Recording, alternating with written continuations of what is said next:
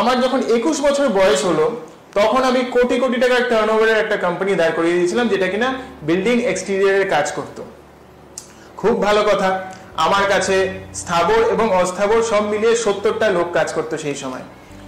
আর হঠাৎ করে এক প্রমোটার, যারা আমি কাজ করছিলাম এবং তার অনেক প্রজেক্টের কাজ আমি করছিলাম, সে আমার সেই সময় 42 লক্ষ টাকা চোট দিয়ে দেয়।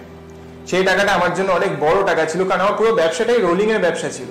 তো হঠাৎ করে যদি 42 লক্ষ টাকা এক জায়গায় আটকে যায়, তারপরে সেই ব্যবসার কি অবস্থা হয় সেটা আমার থেকে ভালো কে জানে। সেই সময় আমি রীতিমতো ব্যাংক্রাফট হয়ে গেলাম। ব্যাংক্রাফট তো ছেড়েই দিন, ব্যাংকও টাকা পায়, লেবারও টাকা পায়, কন্ট্রাক্টরও টাকা পায় এবং প্রচুর সাপ্লায়ার আমার কাছ থেকে টাকা পায়।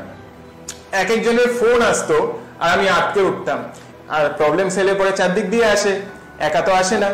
আমার পয়সার এরকম অবস্থা, তার মধ্যে আমার বাবার হঠাৎ করে বাইপাস সার্জারি করার দরকার হয়ে পড়ে। আমি বাবাকে বিএম বিড়লা হসপিটালে নিয়ে গেছিলাম।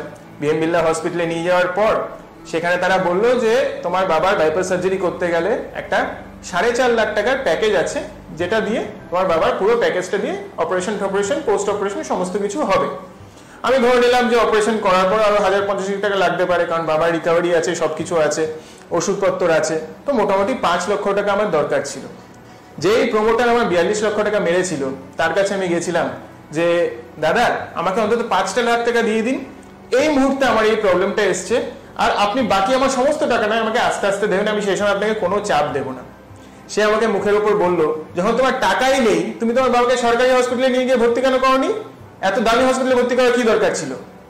এটা শুনে আমার পায়ের তলার থেকে মাটি সরে গেছিল। আমি রাগের চোটে সেই লোকটার সঙ্গে লড়াই ঝগড়া করে চলে গেলাম।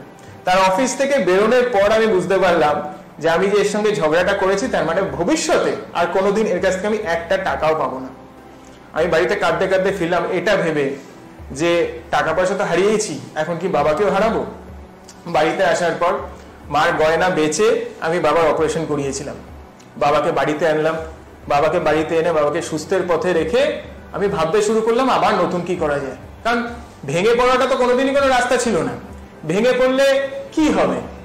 আমি আমার বাড়ির একটা কোনায় পড়ে থাকবো, হয়তো সুইসাইড করে নেবো, হয়তো পাগল হয়ে যাব। এটা তো খারাপের দিকে হয়ে গেল। ভালোর দিকে কি করে নিতে পারি? কারণ এই জিনিসগুলো যদি হয়, পুরো পৃথিবীর, বিশ্বাস করো, পুরো পৃথিবীর কারুর কিচ্ছু যায় আসবে না। সে তোমার যতই কাছের লোক হোক না কেন, তোমায় ছেড়ে চলে যাবে। কোনো হারা ব্যক্তিকে পৃথিবীতে কেউ পছন্দ করে না।